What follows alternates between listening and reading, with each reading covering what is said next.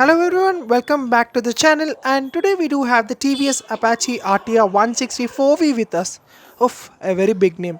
Okay, I'm going to take the bike for a short spin today, and I'm giving you my first impressions in this video. I'm going to let you know how the bike feels to ride and also whether to buy a sporty 160 makes sense or not. And talking about the 160cc bikes in general, they are very much easy on your pocket, have great fuel efficiency, and can be used for daily office commutes or for your going college commutes. And talking about the 164V in particular, the bike is the most sportiest and the most powerful bike in its segment, ensuring that you do get an enough sporty performance from the bike. Thing to note here is I'm not considering the Duke 160 over here because it is priced way above its segment. Starting the bike, I could immediately notice the low end grunt, which was very much noticeable in the bike. The bike picks up from standstill easily without much of a problem, and there is minimal vibrations that only creep in the tank and the handlebar, something that is not a problem, which I feel. The chassis is also one of the best I've seen. It's a double cradle frame which brings the confidence level up there, and you can easily use this bike without much of a problem in the city, as it is lightweight and also can be filtered without much of a problem in the city traffic. The rider triangle is also much comfortable, wherein the handlebar is wide and easily reachable for me.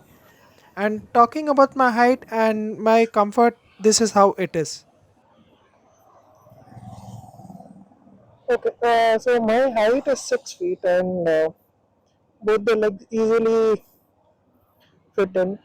It's just that the bike is a bit, small for me as for my height, so my knees are touching over here. And suspension is also good. And continuing about the suspension, the bike has an upside down fork which was recently introduced and a monoshock at the rear. The suspension is a tad stiff, but it is not something that I would complain. The minor jerks are easily taken care of, which is not a problem in the city.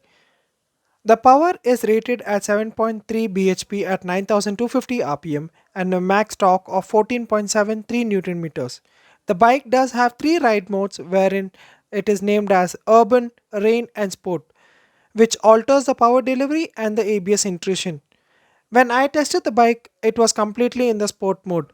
The bike could catch higher speeds quickly, but the 5-speed gearbox needs much work. I needed to constantly shift the bike to the higher gears to gain some speed. This is not a problem in the city as you can be in the higher gears at lower speeds pretty much all day. And talking about the clutch feel, the bike does have slipper clutch, so the bike is easy to shift and there was no problem at all, which I think is one of a boon in the city. Giving you a general overview of this machine, so at the front we do get an LED headlight, a bulb type indicators, and at the front we do get a 17-inch 90 by 90 tire and pedal disc of 274 mm. As mentioned, the bike does get an USD fork at the front, and in the side we do get a single piece seat, a bullpup exhaust which looks very massive in my opinion, and giving up in the side we do get a 12-liter fuel tank also, which is sculpted beautifully, and at the rear we do get a 200 pedal disc which has better heat dissipation, and in the rear we do get a 130 section tire which is a radial tire.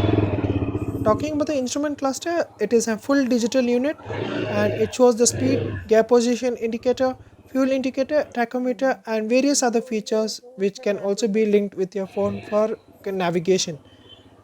And the bike turning radius is also a bit long. Coming from the important feature, we do get an adjustable clutch and brake levers also in this bike. And when I was riding the bike begs you to ride faster and also rev up the machine very much fast. This is something which has been a trademark in TVS Apache series. And also talking about the bike feel, it is very much confidence inspiring and can be used for track races, which TVS does do for the 200 series.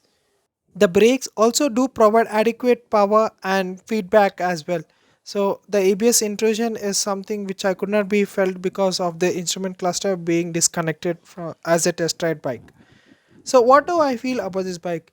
It is a very good bike for someone who is daily riding for their college or for their office commutes, and want a good sporty commuter bike, especially for the city only.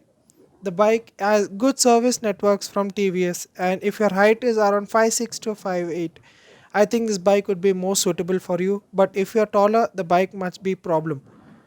Talking about the on-road price, the bike is at 1.7 lakh on-road Bangalore, and this is something a value for money considering the power it has and the features it brings with it.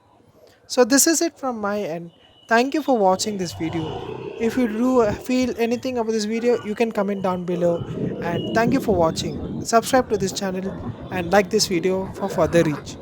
Until next time, ride safe, take care, bye bye.